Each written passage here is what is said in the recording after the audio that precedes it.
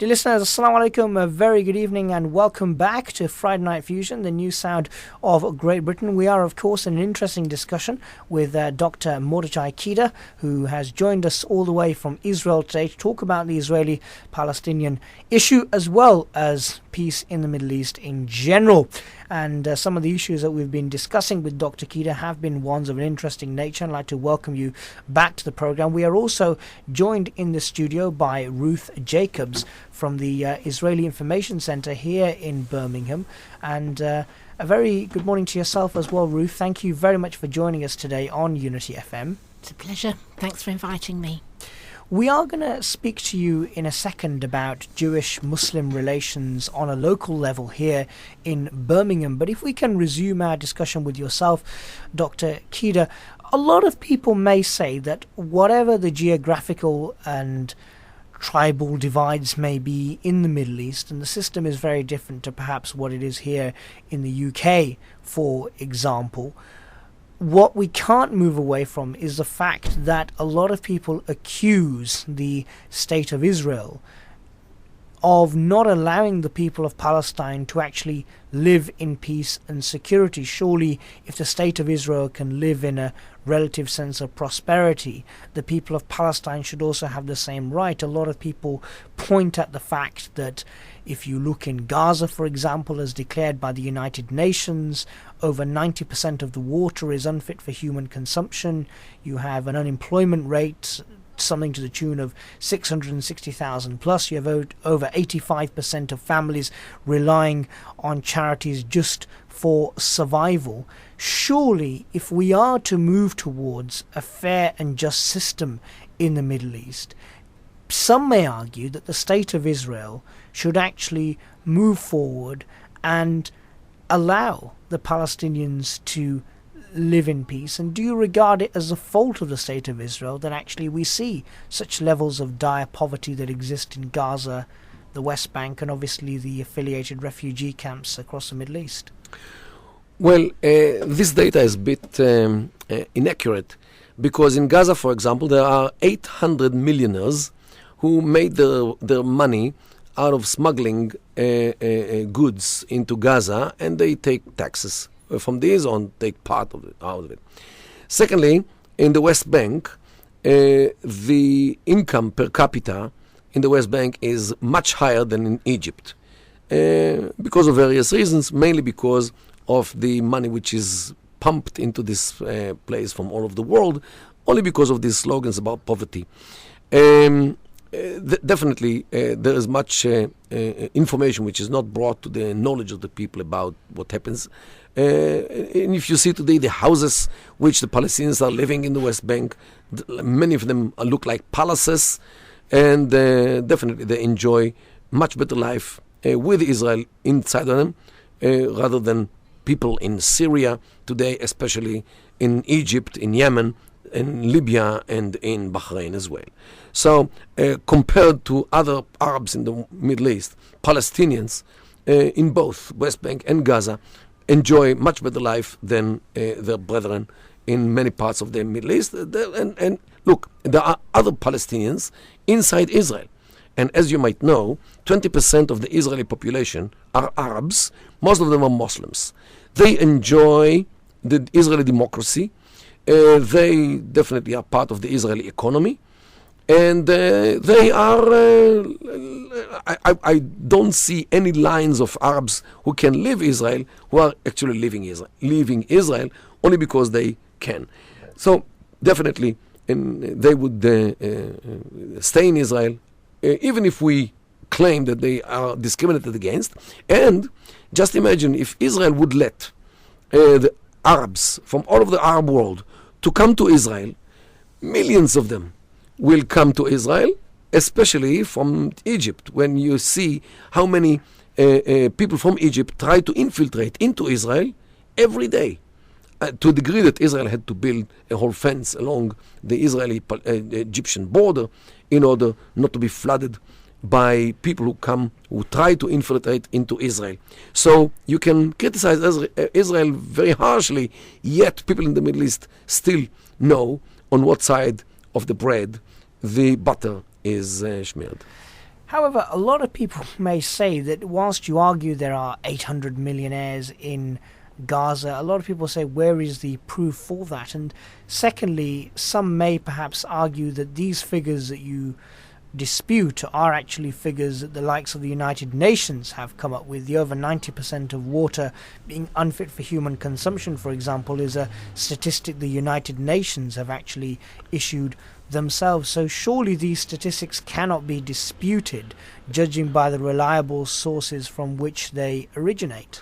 We do have some reservations about sources of information which is being given to the United Nations, especially when the people of Gaza could become the richest people in the world. Why? Israel discovered during the 90s a gas field right under the seabed of Gaza. Israel gave this gas field for free to the Palestinians, and actually British gas is waiting to come to pump and to take out this gas and to light the whole world maybe by this giant gas field. Why didn't they do it until this very day? Because they never agreed who will take the money, whether it will be the PLO in Ramallah or Hamas in Gaza. So the Palestinian divide actually stops Gaza from becoming another gas emirate, just like the gas emirates in the Gulf. They could do it yesterday if they only agreed between themselves who will take the money and who will exploit the money in order to develop the Gaza Strip, to take care of the water, and to bring zillions to Gaza out of this gas. So it's very easy to blame Israel, but don't forget that Gaza has another border with Egypt, not only with Israel.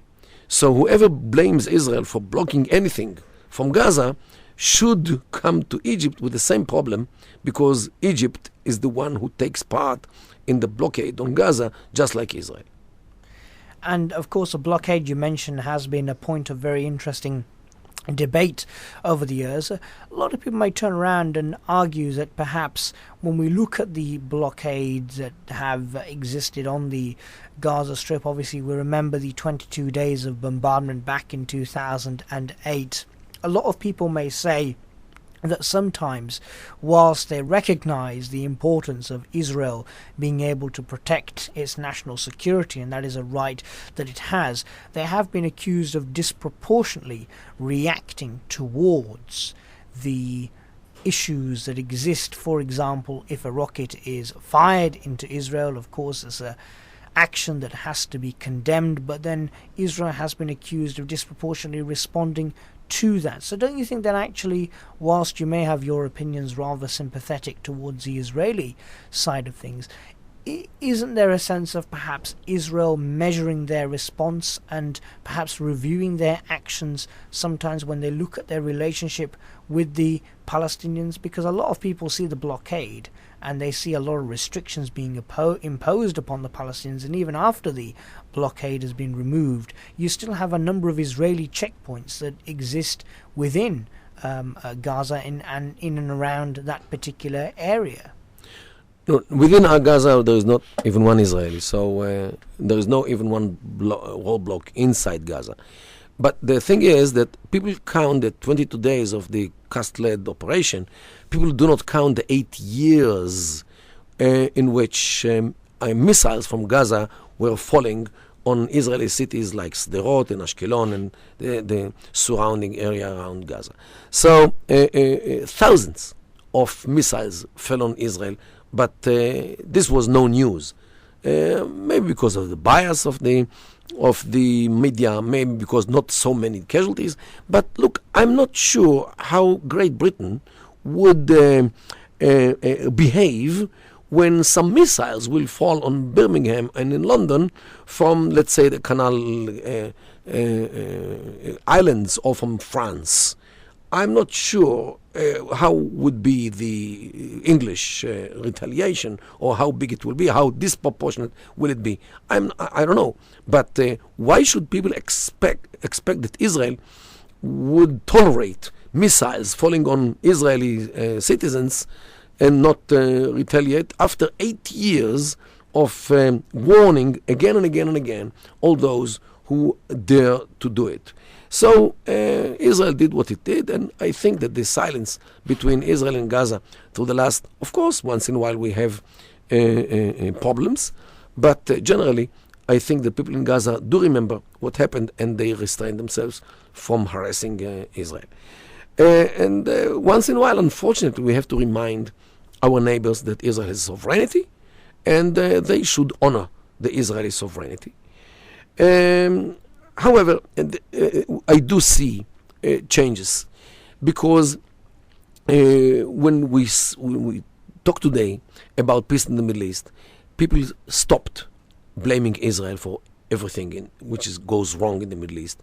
We have recently a new discourse in the Arab world which actually blames the dictators, blames the corruption, blames the illiteracy, blames the neglect, and nothing of those can be attributed to Israel, because Israel is not responsible for the dictators. Israel is not responsible for the illiteracy. Israel is not responsible for the corruption and the neglect and the bad infrastructure and the bad health systems. These are all self-made in the Arab world, and people little by little understand that Israel is not the problem. Their dictators are the problem, and other problems are still there. And even if Israel volunteers to vanish, the Middle East will not turn within one day into flourishing democracy all over the region. But of course, a lot of people do argue that actually the vast majority of people who have some sense would perhaps see that as not an option. The fact of the matter is that you have people from all backgrounds, Jews, Muslims, Christians, all living in that particular region. And what people in the UK perhaps want to see is a peace solution where everybody gets on with each other. I think it's very difficult to advocate the vanishing or the eradication of any sovereign state. And a lot of people, in response to what you've said regarding Israel's action, may state that actually there are times where perhaps Israel needs to respect the Palestinians' rights that they have. Perhaps any sovereignty that they have a right to needs to be respected by Israel as well. And of course, definitely Israel agreed in the Oslo agreements to autonomy and maybe a state in the end of those 5 years. Yet we found that many of the Palestinians would like to have a Palestinian state not side by side with Israel, but on the ruins of Israel, especially a party like Hamas, who won the elections in 2006. And definitely for them, jihad until the end of days, until Yom Ad-Din, the day of judgment, is compulsory against Israel. So these are the problems. And Hamas, as you know, was established before these Oslo agreements. Of course, we have some problems.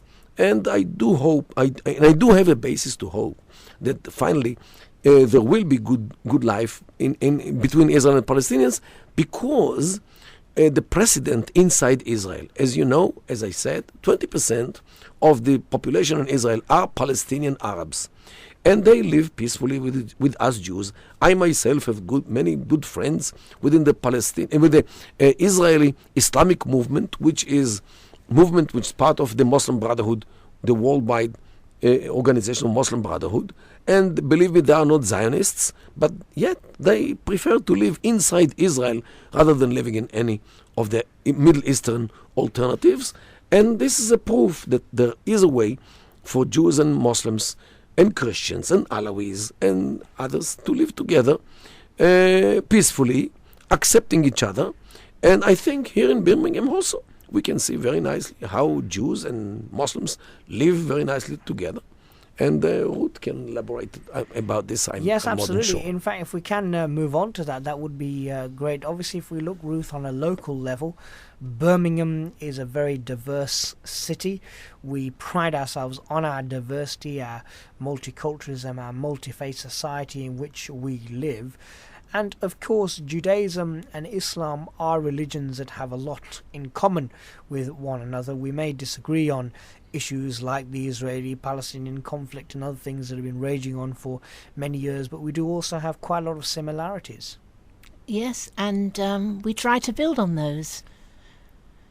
And let me elaborate a little bit. I think that we have an example of many things in common in our religious traditions that can link Muslims and Jews together. I think that perhaps the polarization, if there has been, is a fear or of the unknown of the other, and how to break down those barriers to get to know people better. And perhaps in today's multicultural Birmingham, where young people are going to school with each other and having the opportunity to meet each other and talk is a good beginning. But I think that we have to remember that the Muslim community in Birmingham is significantly big, whereas the Jewish community here is very small. There are only 2,000 Jews in Birmingham, which is a very small percentage of the population. So there are many people, whether they're Muslims, Christians, or non-believers of any faith, who have never met Jewish people before. And I think it's important that we try to create as many opportunities for people to find out about each other and to learn about what we can do for the common good, both for on an individual level and for the benefit of the city, the country, and the world at large. Of course, the Jewish population here in Birmingham is comparatively quite small compared to the Muslim community, as you rightly identify. However, do you think that we are working hard enough to bring relations between one community and another closer together? Because we're constantly talking about how we all have this shared identity of being Brummy or being British, but we don't often interact with each other because of perhaps differences or misunderstandings that may have been incurred through the various conflicts that we see around the world. Firstly, do you regard this as a shame? And secondly, how can we move towards getting people who perhaps do have these prejudiced views of one another to come on a par and engage in dialogue? I think that's a great question. I think there are pockets of people involved in dialogue in this city, and I think that's a beginning. It would be great to see more people on board. For example, after 9/11, the late Rabbi Tan came to the steps of the Central Mosque and engaged with the imams and the lay leadership there, and also invited members of other faith communities to do the same. And as a result of that, the Faith Leaders Group was born, and 11 or 12 years now since then, it's a thriving organisation. And at grassroots level, we have a number of interfaith organisations in Birmingham that are which engage Jews, Muslims and others to have a greater understanding, and that we can pull together when we need to. I myself felt it was important to have a specific Jewish-Muslim dialogue, and after Cast Lead, felt that this was the right opportunity to do something, because what goes on 3,000 miles away should not impact, if possible, on our local relations, and yet I felt that perhaps they might do. And as a result, a Jewish-Muslim or a Muslim-Jewish dialogue group was born, and that still exists, but it needs more input. It needs more input from the Jewish community and more from Muslims who genuinely want to be involved with Jewish people, not for the sake of proving that this is right and that's wrong, but for this genuine engagement, so that we can share our views and come together for the sake of the common good. We face problems together. In this country, there has been efforts to prevent the slaughter of meat, which Jewish people and Muslims have in common. Yes. Circumcision is another problem. Sure. These things are things that we're not looking to fight battles, but maybe to use our common resources to be able to help other people understand why these things are important to us, and to be able to ensure that they're enshrined within law. Whilst these things are very important to both faiths, and while we have a lot in common, a lot of people do feel, and we can't move away from this issue, a huge sense of connection to what is going on in Israel, and similarly for a lot of Muslims and others who are sympathetic towards the Palestinian cause, what's happening in Palestine, or that part of the world, whatever you would like to call it. Do you actually think that people here in Birmingham, therefore, on a local level or in Britain in general, could actually play a key role in attaining peace in this particular part of the world? And perhaps this is a question for yourself, Dr. Kedar, because there is that huge sense of connection that we can't move away from. Timelessly, we have a huge amount of charities that approach organizations like us on a regular basis to do charity appeals for the humanitarian cause of the Palestinians, and then similarly you have charity appeals or fundraising activities for Israeli soldiers, and these activities do take place, and it very much shows that there's a huge sense of connections on both sides to what's actually happening over there. Can we in Birmingham or in Britain play a role in bringing peace to the region, whatever our views are? Definitely, and I have a proof.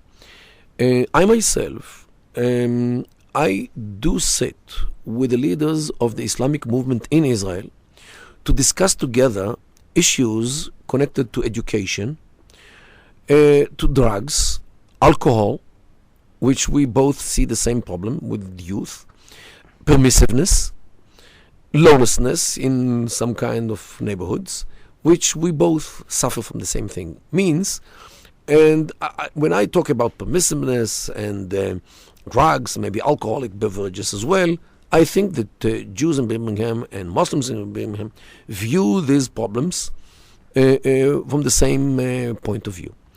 And this is a very important field to cooperate, how to deal with these problems which hurt both communities similarly. So if in Israel, we and the Palestinians, the Israeli Arab citizens who are also Palestinians, can cooperate on these issues with all the differences, in spite of all the differences and the disputes about other things. Definitely, people in Birmingham can cooperate on these issues as well, and I'm sure that people suffer from other things which they can cooperate about. But I think what the question you were asking was about whether we in Birmingham could have some impact on the peace process in the region. Yes. And I think there is a definite yes to that. I think one of the problems we have here is we become polarized. I would like you to, and I'd like your listeners to know that Jewish people are not only supporting Jewish causes in Israel. Jewish people are concerned for the future of the region. Without peace, it's a very frightening scenario, and it's a frightening scenario just as what could happen between Israel and the Palestinians. But it's even more frightening if we think about what the wider Arab world could inflict possibly on Israel, or try to, and the threats. What I think is important is that we have to retain an open mind. Palestinians and Jews are human beings, and as human beings we have to reach out to each other in the name of humanity to try to solve this situation. The beginning of it, as far as I'm concerned, is by reaching out to each other locally. We can dismiss fears of what the other is, and by doing that locally and showing that we can be friends and we can do things for the positive good locally, we can have an influence on what happens globally by being able to dismiss rumors and mongering of lies for what is true. There is a definite truth that the Israeli medical and health system helps Palestinians. There is a definite truth that Israel and Palestinians, particularly in the West Bank, are developing fantastic business opportunities through high tech, through agriculture, through all sorts of opportunities. Nobody speaks about any of these things because it belies a situation that people want to keep away from. And the fact is that cooperation happens, is happening, has happened, and will continue to happen. And the best thing we could do, it would be to educate ourselves, to see that by speaking about these positive things that are happening between Israelis and Palestinians, we could help to make a difference. We could support each other's charitable efforts. We could help by listening to Israeli and Palestinian narrative and dialogue. And an opportunity to do that would be on November the 8th at the Coventry Council House through their Peace Festival, the Coventry City Peace Festival. There are going to be Israelis and Palestinians speaking about the work that they do together. There are opportunities, but we have to take them in order to remove the blinkers. And once we take the risk of doing that, then we could achieve all sorts of things. Of course, there will always be differences, and I suppose there's no world without differences. Of course, there will be strong opinions on all sides about the conflict abroad, but I think what you've mentioned there is very important, the fact that we do need to engage in dialogue in order for us to achieve the best solution for that region as a whole, and also for us here locally in Birmingham in Britain. I'd like to thank you both for coming on the show today. We really do appreciate your time, Dr. My Kedar pleasure and my honour. Ruth Jacobs. It's been very interesting having you on the program. I hope you've enjoyed that, dear listeners, and I hope you have gained something from the interview as well.